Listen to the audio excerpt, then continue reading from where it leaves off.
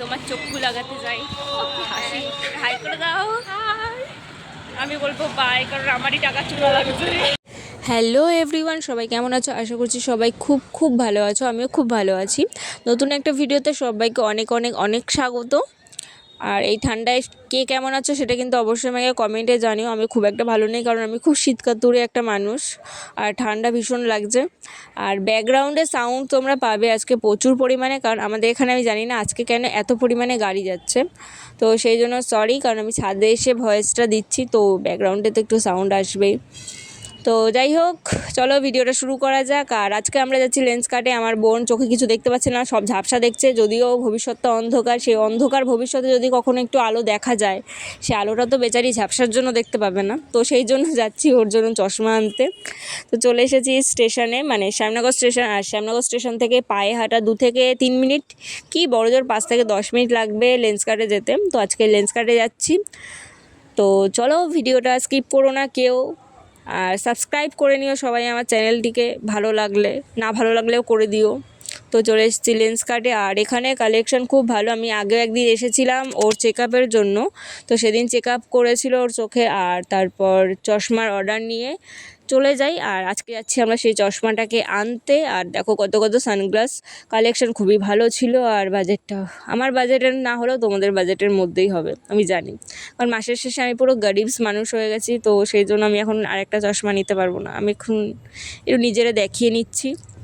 আর হ্যাঁ, আমার চোখে কীরকম চশমা মানাবে সেটা একটুখানি কমেন্টে জানিয়ে দিয়ে যাও, কারণ খুব শিগগিরই আমি আমার নিজের জন্য চশমা নিতে চলেছি। আর এই যে আমার বোনু যে চশমাটা নিয়েছে, আর ওকে চশমাটা পরে কেমন লাগছে সেটাও বলো।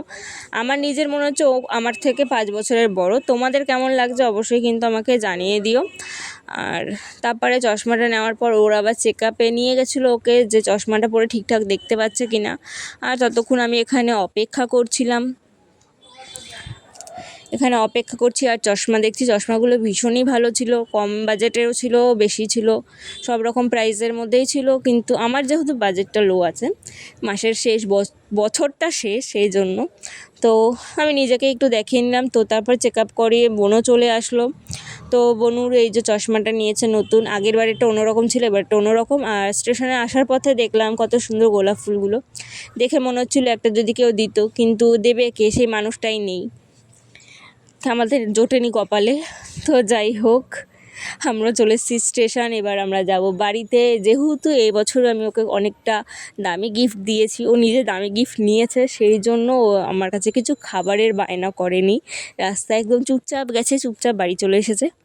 তো এখানে আমরা এখন ট্রেনের জন্য অপেক্ষা করছি, কখন আমাদের ট্রেন আসবে। আমরা ফোনে দেখেছি জগদ্দল আছে, কিন্তু 10 থেকে 15 মিনিট আমরা এখানে অপেক্ষা করে ফেলেছি, এখনও আসছে না আমাদের ট্রেন। তারপর ফাইনালি আমাদের ট্রেন আসলো। আর ট্রেনের ভিড় দেখে আমার ওঠার ইচ্ছেটা চলে গেল। তো তারপর ট্রেন দাঁড়ালো, লোকজন সব নেমে গেল, লোকজন সব ভরে গেল।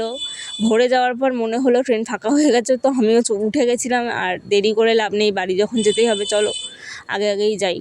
আজকে জন্মের গাড়ি রয়েছে। তো দেখা হচ্ছে নেক্সট ভিডিওতে। আর সবাই ভালো থেকো, টাটা বাই।